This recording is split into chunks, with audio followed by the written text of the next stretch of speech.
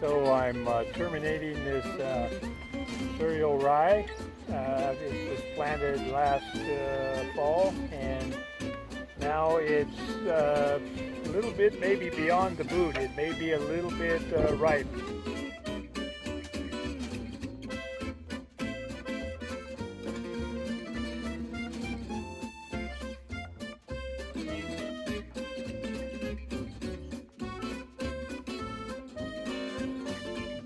So I'm hoping I don't get seeds.